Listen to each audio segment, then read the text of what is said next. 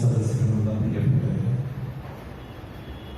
രണ്ടിടങ്ങളിലും പരിചയവും അടുപ്പമുള്ള ആളുകൾ ഇരിക്കുന്നത് കൊണ്ടാണ് ഞാൻ ഒരൊറ്റ വാക്കിൽ ഈ സംബോധന പറഞ്ഞു നിർത്തുന്നത്. കോവിലിനെ കുറിച്ചുള്ള ഒരു ഓർമ്മ തുടക്കത്തിൽ അത് പറയാതെ പോകുന്നത് ശരിയല്ല എന്നുള്ളത് കൊണ്ടുകൂടെ കോവിലിൻ്റെ പട്ടാളക്കഥകൾ വായിച്ച ഒരു ഡിഗ്രി വിദ്യാർത്ഥി അന്ന് ഓണക്കാലത്തോടനുബന്ധിച്ച് ആകാശവാണി 10 കഥാകൃത്തുക്കളുടെ കഥകൾ ഓരോ ദിവസവും ലൈവായിട്ട് വായിച്ച് അവതരിപ്പിക്കുന്ന ചടങ്ങിന് കാത്തിരിക്കുന്നു. തുടക്കം ഉണ്ടാകാത്തത് കൊണ്ട് കോഴിക്കോട് കടപ്പുറത്ത് പോയിരിക്കാമെന്ന് കുറച്ചു നേരം അയാൾ വിചാരിച്ചു. അയാൾ കടല കുറിച്ചുകൊണ്ട് കുറച്ചു നേരം ഇരുന്നപ്പോൾ തൊട്ടടുത്ത് ഒരു വൃദ്ധനായ എന്ന് പറഞ്ഞുകൂടെ ഒരാൾ വന്നിരുന്നു. ഒരു നാട്യവുമില്ലാതെ ആദ്യത്തെ ആളോട് ചോദിച്ചു, മോന് കോഴിക്കോട്ടുകാരനാണോ? അതെ, ഉത്തരം പറഞ്ഞു. എന്താ പരിപാടി? ബിരുദ പഠനത്തിന് ഗുരുവായൂർ കോളേജിൽ പഠിക്കുന്നു. എന്താ വിഷയം? മലയാളവും സോഷ്യോളജിയും ചേർന്നിട്ടുള്ളതാണ്. കാലിക്കറ്റ് യൂണിവേഴ്സിറ്റിയുടെ കീഴിൽ അന്ന് ഡബിൾ മെയിൻ കോഴ്സ് എന്ന് പറഞ്ഞിട്ടുള്ള ഒരു കോഴ്സ് ഉണ്ടായിരുന്നു. ഇതുപോലെ ഹിന്ദി, ഹിസ്റ്ററി എന്നൊക്കെ പറഞ്ഞിട്ടുള്ളതുപോലെ. ഇത് രണ്ടും പഠിക്കണമെന്ന് ചോദിച്ചു. ഇതിലും ഒന്ന് പഠിച്ചാൽ പോലെന്ന് ചോദിച്ചു. അദ്ദേഹത്തോട് ചോദിച്ചു, താങ്കൾ കോഴിക്കോട്ടുകാരനാണ്?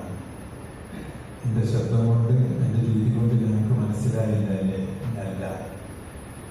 പിന്നെ എവിടെയാണ്? ഞാനങ്ങ് തൃശ്ശൂർ അടുത്താണ്. എന്താ പരിപാടി? ആദ്യമൊന്നും മിണ്ടിയില്ല. പിന്നെ പറഞ്ഞു, ആകാശവാണിയുടെ ഒരു കഥാവായനയുണ്ട്. ഞാൻ അറിയാതെ പറഞ്ഞു പോയി, എൻ്റെ ഉപ്പയുടെ കഥയുമുണ്ട് എന്ന് പറഞ്ഞു. പാഞ്ചാലിയെ കുറിച്ച്, പാഞ്ചാലിയെ വോട്ട് ചെയ്യിപ്പിക്കാൻ പോകുന്നതിനെ കുറിച്ചിട്ടുള്ളൊരു ആകാശവാണി കഥ. ഉപ്പയുടെ ഉപ്പയുടെ പേരെന്താണ്? എനിക്ക് ഓർമ്മ. എന്നെ എഴുന്നേറ്റ് നിന്ന് കെട്ടിപ്പിടിച്ച്, അത് എപ്പിയുടെ മകനാണല്ലോ എന്ന് പറഞ്ഞു. ആകാശത്തിൽ നിന്ന് ഉറ്റി വീണ ഒരു സൗഹൃദത്തിന്റെ ആരംഭം അവിടെ വെച്ചായിരുന്നു. പിന്നീട് ഒന്നിലധികം തവണ കലാശാലയിൽ പോയിട്ടുണ്ട്. ഞാൻ ഓണററി എഡിറ്ററായിട്ട് പ്രവർത്തിച്ചിരുന്ന ആശയസമന്വയത്തിൻ്റെ പ്രകാശനത്തിന് കോവിലച്ചേട്ടനല്ലാതെ വേറൊരാളെ കണ്ടെത്താനുണ്ടായിരുന്നില്ല. അതുകൊണ്ട് തന്നെ അതിൻ്റെ ഉള്ളടക്കം സത്യസന്ധമായിരിക്കാൻ എപ്പോഴും ശ്രമിക്കേണ്ടതുമായി വന്നു. മരിക്കുന്നതിന് കുറച്ച് ആഴ്ചകൾക്ക് മുമ്പ് മലയാളം പബ്ലിക്കേഷൻ്റെ ഒരു കാര്യം സംസാരിക്കാൻ വേണ്ടി ഞാനും അക്ബർക്കട്ടിലും കണ്ണാശ്ശേരിയിൽ പോയി. ഊണ് കഴിപ്പിച്ചേ വിട്ടുള്ളൂ.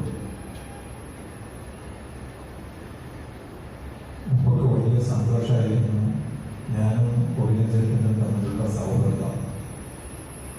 കാരണം പിന്നെ പിന്നീട് ഒരു അന്യനോ വിദ്യാർത്ഥിയോ പിന്നീട് അധ്യാപകനോ ആയതിനെ കണക്കാക്കിയിരുന്നത് മറിച്ച് ഒരു സഹജീവി, സഹോദരൻ എന്ന നിലയ്ക്കുള്ളതല്ല, ഒരു സഹജീവിയായിട്ടാണ് കണക്കാക്കിയിരുന്നത്.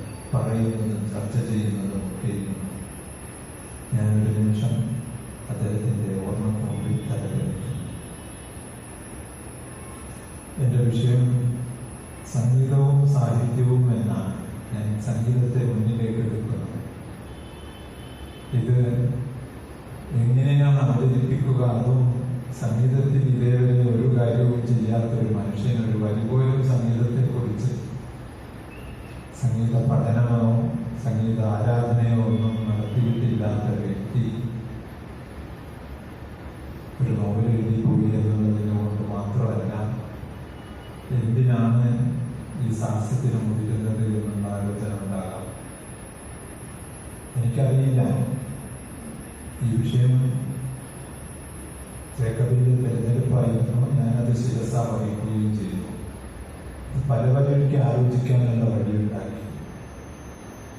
മനുഷ്യർക്ക് ഇടയിൽ അവർ പാടുന്ന പുല്ലാങ്കുഴലാക്കി മാറ്റുന്ന ഒരു പ്രക്രിയ നടത്തുന്നത് സംഗീതവും സാഹിത്യവുമാണ്.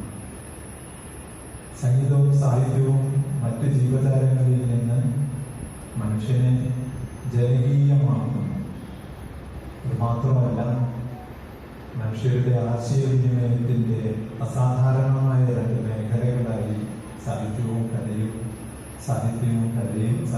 സംഗീതവും വളർന്നു കഴിഞ്ഞിരിക്കുന്നു. പക്ഷേ ആരാണ് ചേട്ടൻ അല്ലെങ്കിൽ ചേച്ചി എന്ന് ചോദിക്കുകയാണെങ്കിൽ നരവംശാസ്ത്രപരമായ നിരീക്ഷണങ്ങൾ വെച്ചുകൊണ്ട് സംഗീതമാണെന്ന് പറയാൻ സാധിക്കും.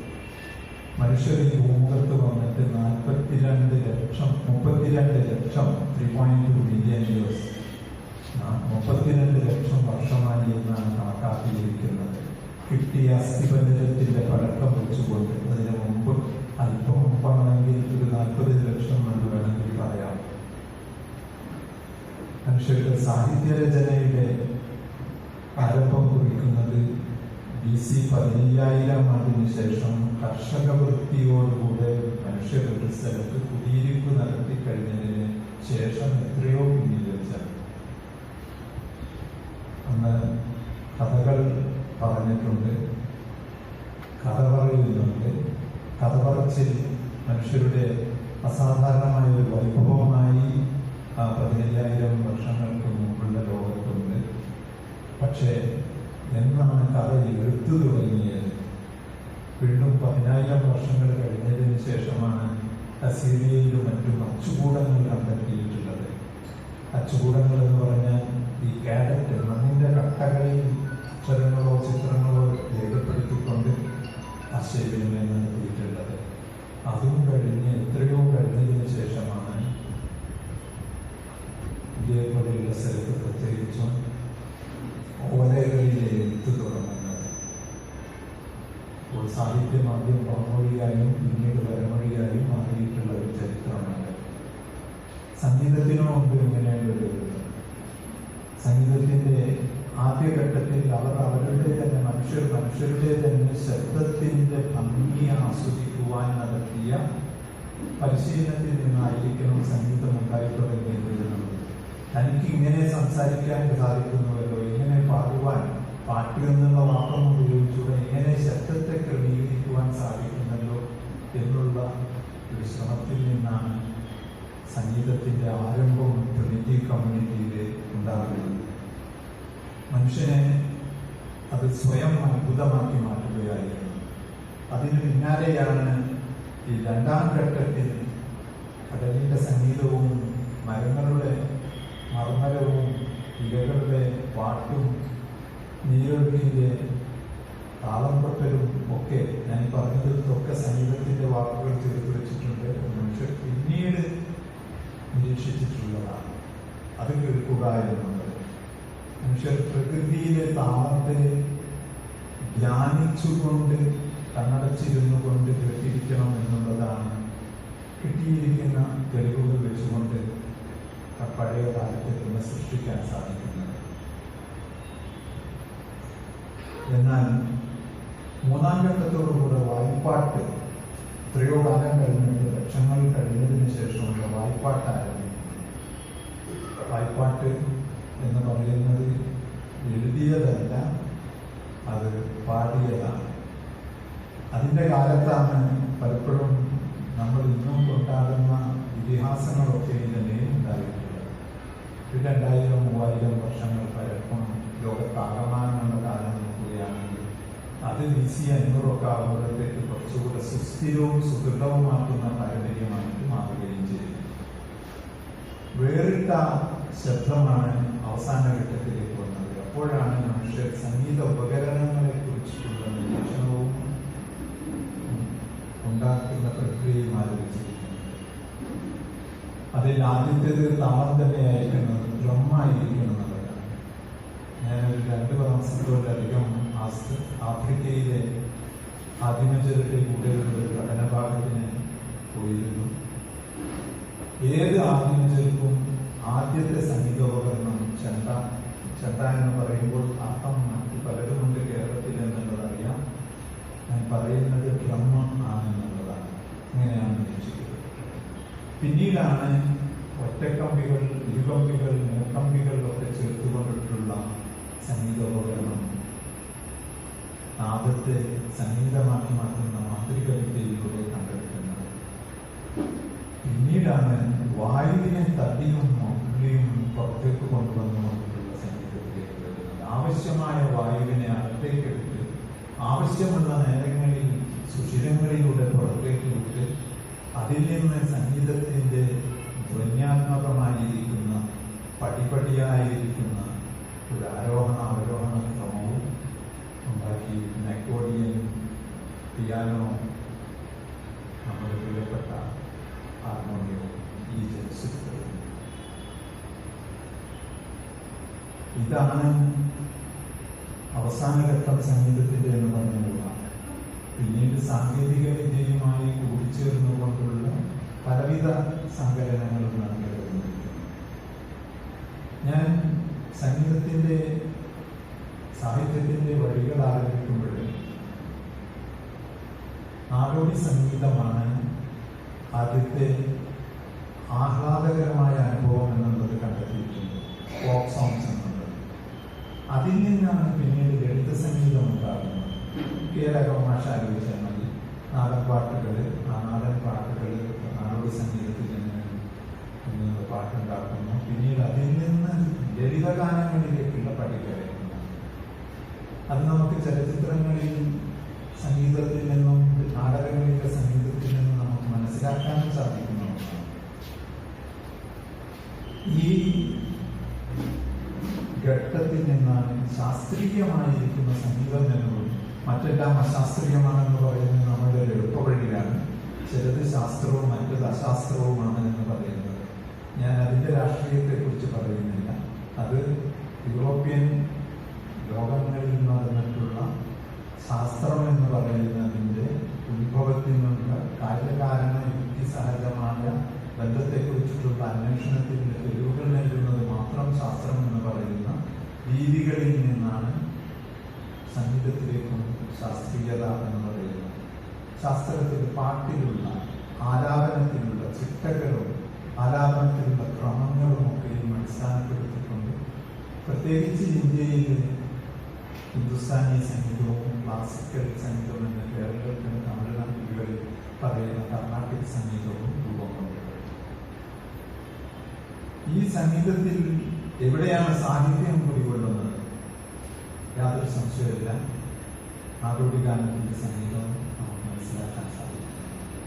കായലേറിയത് വരയേറുമ്പോൾ വളരെയെത്തിയ സുന്ദരി എന്ന് പറയുമ്പോൾ ഒരു മാപ്പിള സംസ്കാരത്തിലുള്ള നാടോടി പാരമ്പര്യത്തിലുള്ള ശീർഷകൾ, വരികൾ ഭാസ്കരൻ മാഷ് എഴുതുകയും അത് സംഗീതത്തിലേക്ക് പരാവർത്തനം ചെയ്യുകയും ചെയ്തതിൽ നിന്നാണ് ആദ്യത്തെ സംഗീതം സ്വന്തമായുള്ള നീലക്കുയിലിൽ നിന്ന് ആരംഭിക്കുന്നത് എന്ന് പറയുന്നത്. ഹിന്ദുസ്ഥാനി ആകട്ടെ പിന്നീട് വന്നിട്ടുള്ളതാണ്. എങ്ങനെയാണ് ഹിന്ദുസ്ഥാനി കേരളത്തിലുള്ള മലയാളത്തിലുള്ള ഗാനങ്ങളിൽ വന്നത് എന്നത് ഇപ്പോഴും സൂക്ഷ്മമായ പഠനങ്ങൾക്ക് വിധേയമാക്കിയിട്ടില്ല. പക്ഷേ സാധാരണമായ സ്വാധീനമുണ്ട് എന്നുള്ളതിൽ സംശയവുമില്ല. വലിയ പാട്ടറിയാത്ത ആളുകൾക്ക് പോലും അറിയാം. അകലെ അകലെ ആകാശം എന്ന് പറയുമ്പോൾ ആകാശത്തിന്റെ ധ്വനി പർവ്വത ശിഖരങ്ങളിൽ ശബ്ദം പോയി തട്ടി വട്ടം കറങ്ങി തിരിച്ചു വരുന്നത് പോലെയുണ്ട് എന്നുള്ളത്. അകലെ അകലെ ആകാശം എന്നുള്ളത് ഇത് പഹാഡി രാഗമാണെന്ന് മനസ്സിലാക്കുമ്പോഴാണ് പഹാഡി രാഗത്തിലുള്ള കഭി കഭി അകലെ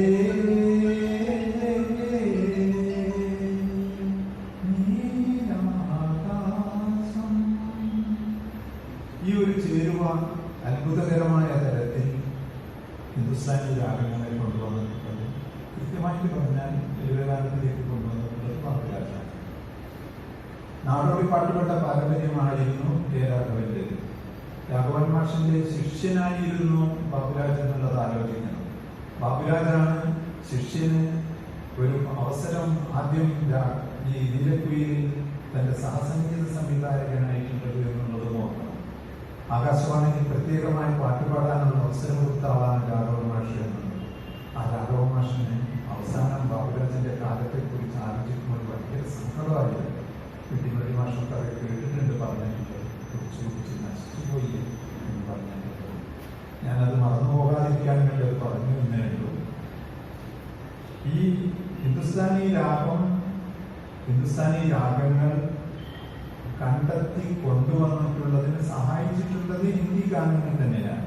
ഹിന്ദി ഗാനങ്ങൾ ആ നാട്ടിലുള്ള ആളുകൾ അവർക്ക് പരിചിതം, സംഗീതജ്ഞർക്ക് പരിചിതമായിരിക്കുന്ന രാഗങ്ങൾ ഉപയോഗിച്ചുകൊണ്ട് സംഗീത കൽപ്പന നടത്തുമ്പോൾ, രൂപകൽപ്പന നടത്തുമ്പോൾ ഉണ്ടായിട്ടുള്ള ഒന്നാണ്. മലയാളത്തിൽ അത് ഉണ്ടാകാനുള്ള സാധ്യത വളരെ അപൂർവമാണ്. ഹിന്ദുസ്ഥാനി സംഗീതം ആസ്വദിച്ചിരുന്നവർ സമ്പന്നരായിരിക്കുന്ന കുറച്ചാളുകൾ മാത്രമാണ്. കർണാടക മന്ത്രിയല്ലേ, ഉന്നത വർഗ വിജാതരായിട്ടുള്ളവരല്ലേ എന്ന് ചോദിച്ചാൽ അല്ല എന്ന് ഉത്തരം പറയാനില്ല. പക്ഷെ കേരളത്തിന്റെ അങ്ങോളം ഇങ്ങോളം കർണാട്ടിക്കുണ്ട്. പാലക്കാടുണ്ട്, തിരുവനന്തപുരത്തുണ്ട് കർണാടകത്തിന്റെ കാലം. എന്നാൽ ഹിന്ദുസ്ഥാനിയുടെ കാലം കൊച്ചിയിലും കോഴിക്കോട്ടും പിന്നീട് മലപ്പുറത്തും ചേർന്നതോടുകൂടി ഇല്ലാതായോ അല്ലെങ്കിൽ പിന്നീട് അതിൽ നിന്ന് കൂടുതൽ പരിസരങ്ങളിലേക്ക് വന്നോ എന്നുള്ളതാണ് നമുക്ക് ആലോചിക്കേണ്ടത്. കർണാട്ടിക് ഇത് രണ്ടിന്റെയും അറിയുന്ന ആളുകൾ എഴുതി വെച്ചിരിക്കുന്നതും വിശകലനം ചെയ്തിരിക്കുന്നതും രണ്ടും അടുപ്പിക്കാനാകാത്ത തരത്തിൽ വേറിട്ട് നിൽക്കുന്നതാണ്. ചില രാഗങ്ങൾക്ക് കർണാട്ടിക് രാഗത്തിനും ചില ഹിന്ദുസ്ഥാനി രാഗത്തിനും സമാനതകൾ കണ്ടെത്തുവാൻ സാധിച്ചിട്ടുണ്ടെങ്കിൽ തന്നെ ഞാൻ ഈ പറഞ്ഞു വരുന്നത് സംഗീതത്തിന്റെ നാൾവഴികളിൽ ഇവിടെ